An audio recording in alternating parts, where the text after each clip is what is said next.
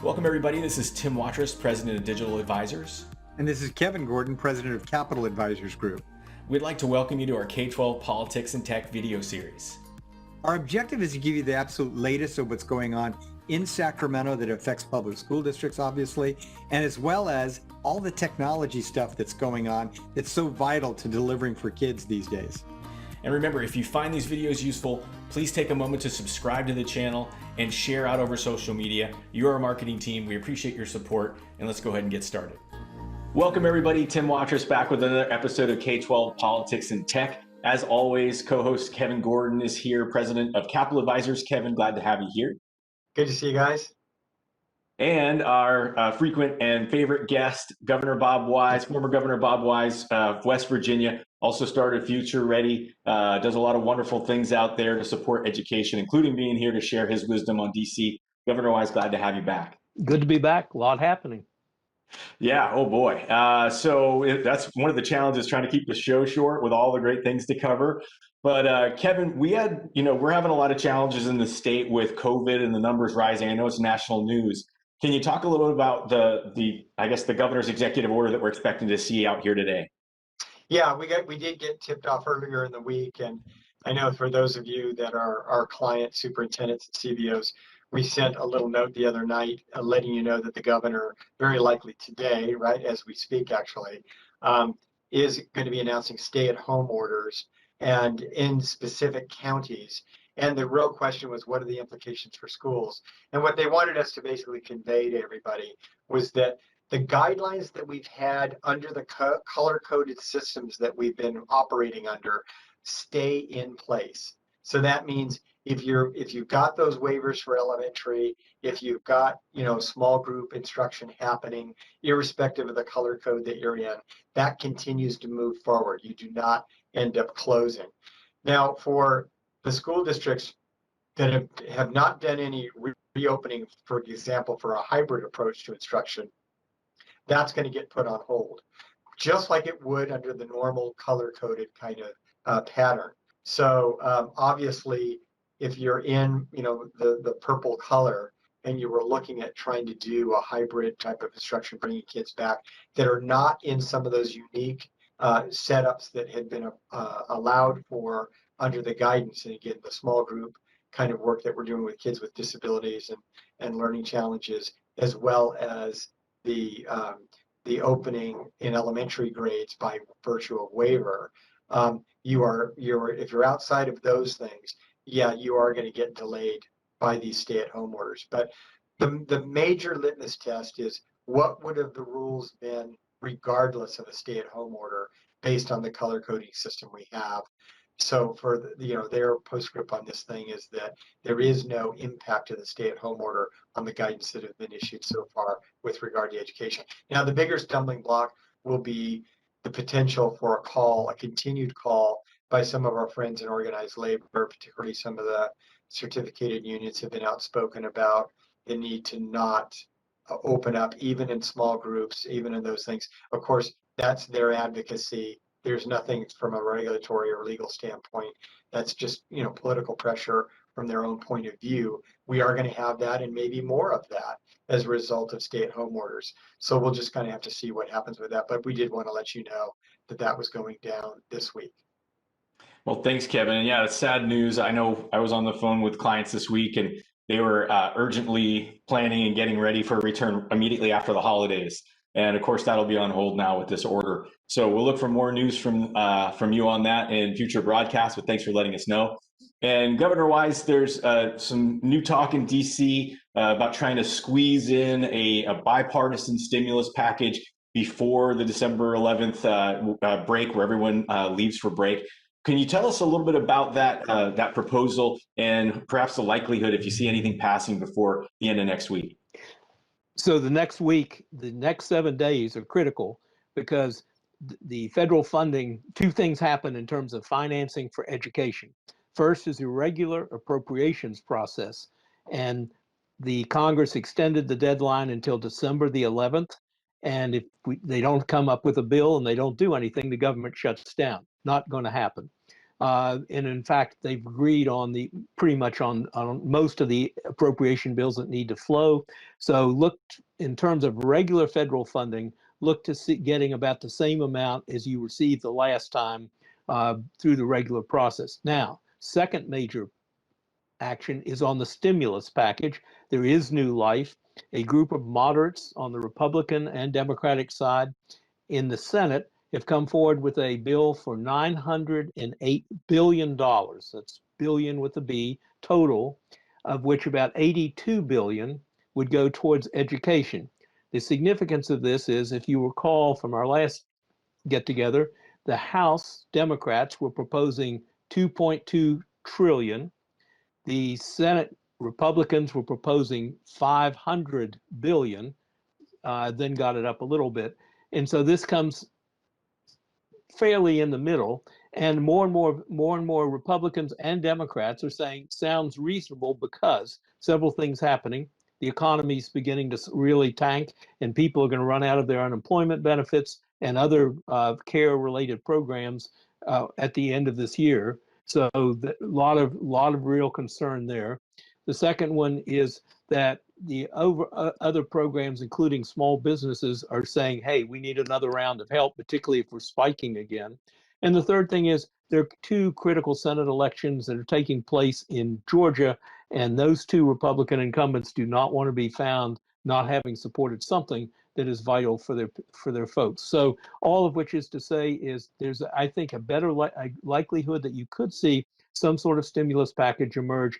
And finally, a note, while there are many people say it's not enough, what a lot of particularly Democrats are hanging their hat on is President-elect Biden becomes President Biden on January the 20th, and he's already said that he'll push for an even bigger package. So something now to help get you through the end of the year, to get some relief to a lot of unemployed people and significantly to schools, and then move on and see what can be done later in 2021. One note is that it's about 82 billion for education. Not sure, it's unclear how that splits out between K-12 and higher ed, but that number, incidentally, is about what the Senate has consistently said it would support in the stimulus package. So, and it will be a significant increase over what people got in the CARES package. Yeah, thanks, Governor Wise. And again, just to remind everyone, we got 13 billion in CARES, so 82 billion would be tremendous. Yes. And again, that's total without higher ed, as you mentioned, but it would still be a much greater number than we've received before.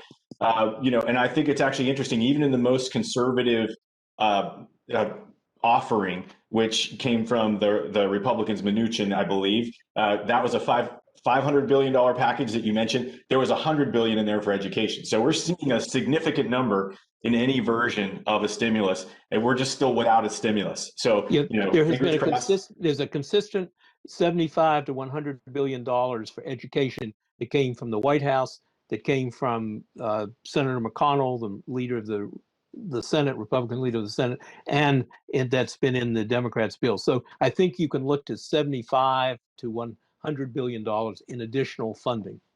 Yeah. All right, we'll keep. The other thing I would mention, Tim, is that we're keeping an eye on too is the component in this package, this compromised package that would be in there for states and local governments. It's a $160 billion component there.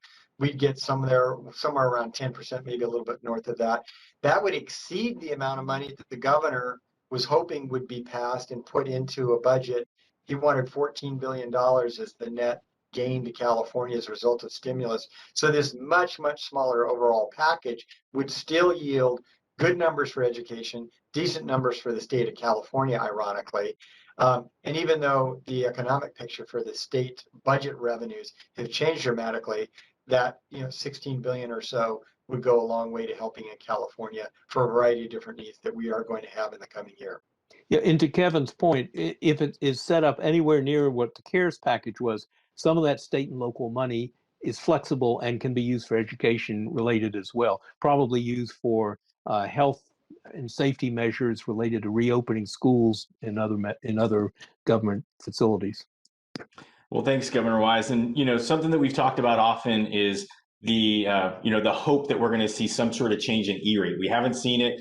We're 8 or 9 months into this, and E-rate, of course, is the program that allows you to spend some federal dollars to increase your connectivity at your school sites. We want to see those dollars have some flexibility to be able to address distance learning, and we actually want to see an influx of dollars to address all the challenges that you're facing right now, trying to keep your teachers and students connected. A little bit of good news, of course, we've been talking about, as Biden will take over, we're going to look for a new chairman. Ajit Pai has announced that he's no longer going to be chairman effective, I believe, January 20th. So, that opens up the door for a Democratic candidate to be chairman. Can you talk a little bit about the dynamics of what that means within the FCC and how that could play out for us? Sure. The FCC, Federal Communications Commission, is a five-member commission, of which no more than 3 can be the majority party. And so what happens is when the president comes in, usually has an appointment right away and flips it to whatever party the president is. And right now it's 2 to 3 Democrat, Republican. Republicans obviously have the majority. As Chairman Pai is resigning, that then, and Kevin was pointing this out earlier, that opens up both the chair and also a member seat. So President-elect Biden will have that appointment. He may have another as well. So we're going to get somebody that I think is much more supportive of E-rate. And the other important program, Tim, remember, is Lifeline. That is the program that the FCC administers, same funding coming from the Universal Service Fund, administers to get connectivity to low-income families. And so between E-rate and Lifeline, these are vital. E-rate has done better under the FCC than Lifeline, and they've dragged their feet on this one. But we have a couple of major candidates. One is a current commissioner. You've talked about her before, Jessica Rosenwortzel. She's been incredibly active in behalf of filling what she calls the homework gap, making sure Lifeline is funded as well as E-rate. She's a very strong candidate. A second one that could come back, we're waiting to see, is Mignon Clyburn. She was interim chair, actually, under President Obama, served, I believe, 9 years on the commission. She's being mentioned as a possible chair. There's some others, but the likelihood is we're going to get a commission that now is firmly committed to connectivity, and that's in addition to whatever the Congress will fund and provide an additional funding for broadband infrastructure. Thanks, Bob. And I want to just point out as well that the articles that I'm reading are talking about this new Democratic-controlled FCC having the opportunity to overturn some of the net neutrality rules changes that we saw under the Trump administration. So, just so everybody recalls, that's large companies being able to throttle their service to people kind of at will. So, we expect to see some of that overturn. And as we've seen, groups like Site advocated that basically be fixed. So the stuff that Site was looking for when we've had Andrea on, there's a good chance that we would see that come about. And I believe that's good for consumers to not be able to be capped without their approval. So looking forward to some of those changes. Go ahead. Yeah, no, very good for consumers. We just have to remember one thing. All of what we've just talked about, these new members and whoever will be the new chair, has to be confirmed by the Senate. Senate is very likely to remain narrowly, perhaps, but in Republican hands. Okay, great point. Yeah. So, and again, we'll keep people updated as this sort of evolves. But it looks like some good news there, and we could certainly use the help. With that, Kevin, I want to talk a little bit about the master plan, early learning care announcements that came out this week. Can you talk a little bit about that, please?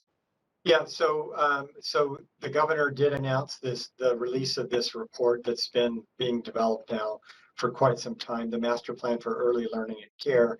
And it comes sort of combined with action that the governor did have in the budget that exists now, the budget that the governor and the legislature did pass and enact over the summer, which basically transitions 16 different programs that deal with child care and early learning over to the California Department of Social Services. That transition is underway. This master plan sets out a lot of goals with regard to what we're going to do with regard to greater universal coverage of care, child care for 3-year-olds, for all 3-year-olds that would be eligible, preschool for all kids that reach 4 years old in California.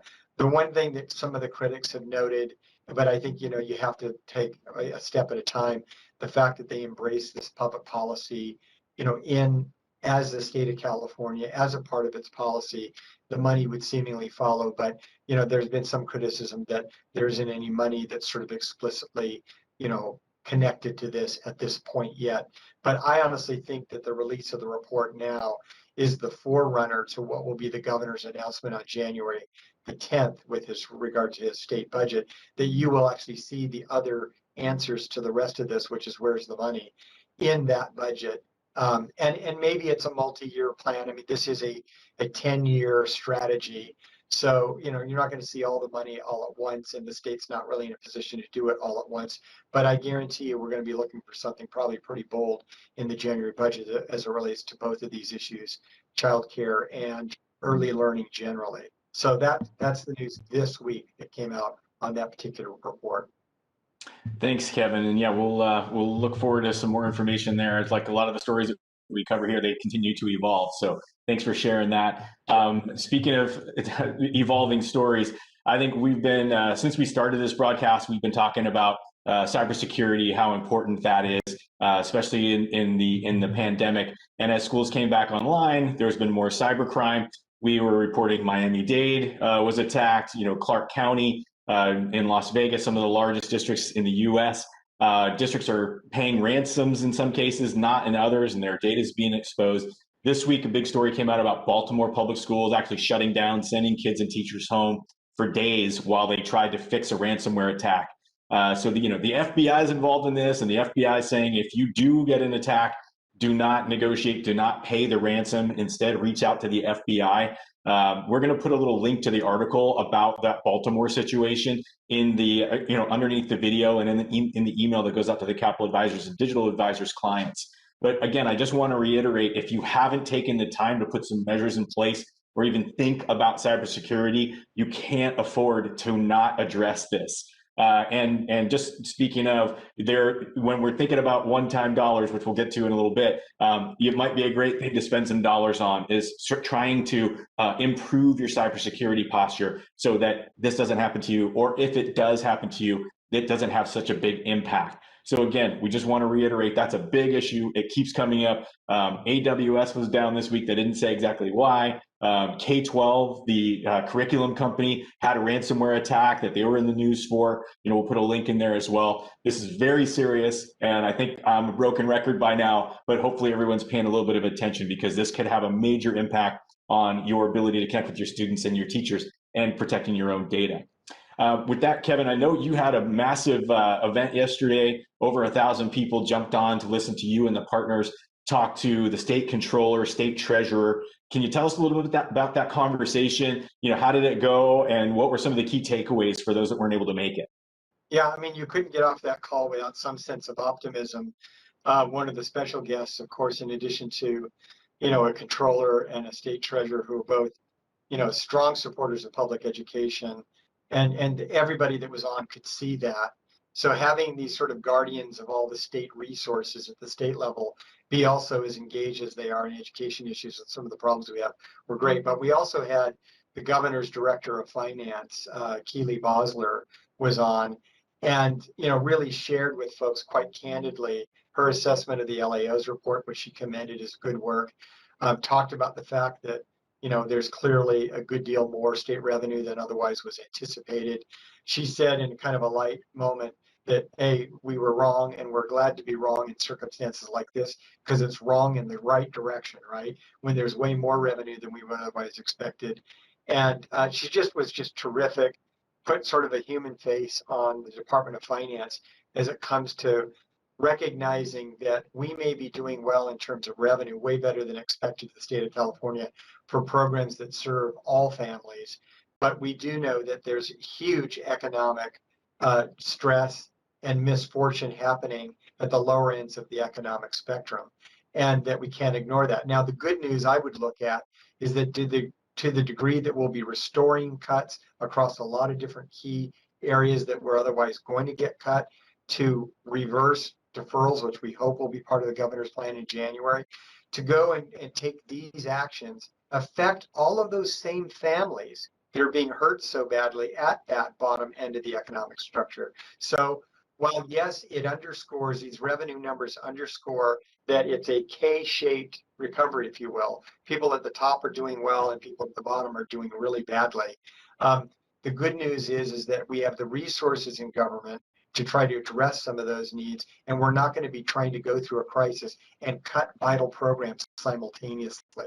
So it is something to be really heartened about with regard to the overall revenue numbers in the state, but we do have to pay attention to some of the social impacts that are happening as a result of COVID, and we now have the resources to do that, it looks like. The other thing I want to mention is that the legislative analyst used the term windfall a lot, and that was tossed around a little bit the other day. We want people to understand that we do not characterize these dollars as a windfall. It means that the dollars that we expected would not show up is not turning out to be as bad as we thought it would be. It's not as if we have exponentially more money than we would otherwise have in a normal year. It's, if you take a look at the growth that we would probably have next year, it'll be some modest growth that we would have, and even more modest growth in the succeeding couple of years in the LAO's forecast. But it's not a windfall per se. It's just, it is great news compared to what we were bracing for. We are not going to be doing cuts as deeply as we ever thought we were going to make, and that's always good. Well, it is great news, Kevin, and we would love to hear some more of that as time goes here. But one thing that we discussed a little bit before this was the December 30th deadline, which is looming. I'm on the phone with clients. They're stressed out because they're expecting some sort of grace to extend that deadline, but we haven't seen one yet. I know it came up on the call yesterday. Can you just tell us the latest on that, please? Yeah, so language that I know that the speaker had worked on, speaker staff and others on Capitol Hill had worked on, that would actually do an extension all the way to the end of 2021, may indeed appear in every version of stimulus that could actually, be coming on the horizon. But it doesn't do us much good now. The state controller did mention on our conference call the other day that, look toward any unspent money being returned to Treasury. That would be unfortunate if that happened. You really got to plan to try to spend those resources.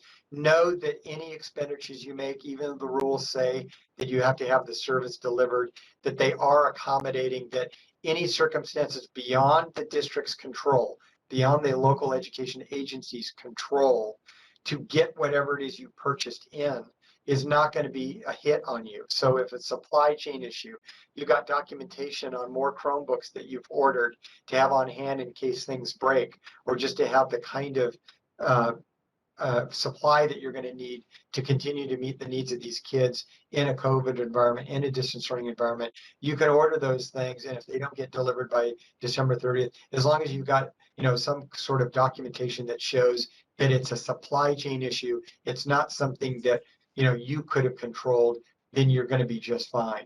But and it is very possible that if they did act, that we'd actually get this 11th hour sort of delay in when we have to spend the money. But I think it's cutting it a little too close for LEAs. I think you need to plan on spending that money. I think there's a bigger chance you'll probably end up having to return money to the feds, and we don't want to see that happen. Well, thanks, Kevin. And we brought it up, I believe, last week or the week before, but Digital Advisors, we came out with an article addressing the best way to spend one-time dollars to come out on the other side of the pandemic in a stronger position around technology. So if you have one-time funds, spend it on things that are going to, basically reduce costs, allow you to offer more services. We're going to put the link to that article again underneath the video on YouTube, and we're going to be emailing it out to the Capital Advisors clients and Digital Advisors clients. So anyone on your team who hasn't read it yet, who's worried about this deadline, please take a quick look at that article. It's definitely worth taking the time to check out. And with that, Kevin, I know your team does 3 budget updates every year. There's one coming up in January where you're gonna basically break down governor's announcements on the new budget. So just maybe anything you want to add there, just a brief or description of what that would look like. You'll be hearing from your county superintendents about the budget workshops that we will be doing probably very soon. We'll be opening the registration for those budget workshops. The governor's budget has to be introduced by the 10th of January. We totally expect it to come out earlier since the 10th falls on a weekend. So we expect it on the 8th or the 9th. That means we'll be doing budget workshops in that following week. Again, look for registration material. I know that when we did this session, we did this week with the controller and the treasurer. I mean, my gosh, we put up the site and invitations a week before, and we had something like 1,400 of you register for that. So it was just very, very well participated in. Over 3,000 folks participated in the last set of budget workshops we did in the summer. So we are expecting a lot of people to sign up, and you'll be getting a reminder from your county superintendent, and you'll get some stuff directly from us as well. So we look forward to having you. There's no cost. We invite anybody to participate, and we will look forward to having you. Thanks, Kevin. And with that, I guess just want to say, pleasure having you here as always, Governor Wise. Any final thoughts from you before we wrap up today? Just that as we started, so shall I end. It's going to be a heck of a week coming up, and starting tomorrow and going all the way through December the 11th, probably some high drama on, we can't agree on this one item. Will the government shut down? It's not going to. And at the end, I believe education is going to come out all right. But as I say, watch for some drama during the next few days. Well, thank you very much. And I'll just ask anyone who's a fan of Governor Wise, he's very active on LinkedIn and Twitter. Please take a moment to find him, follow him, and you'll be glad you did. So thank you, Governor Wise, for being here and sharing your expertise. Oh, good to be with you and Kevin. Thanks. Yeah, and Kevin, any final thoughts from you before we wrap up? Nope, you got it. We're all good. All right. Well, thanks again. We'll be looking forward to chatting with you next week, Kevin, and everyone stay safe out there. We'll talk to you soon. All right. Thanks, Governor. So thanks again for joining us for another week of this broadcast.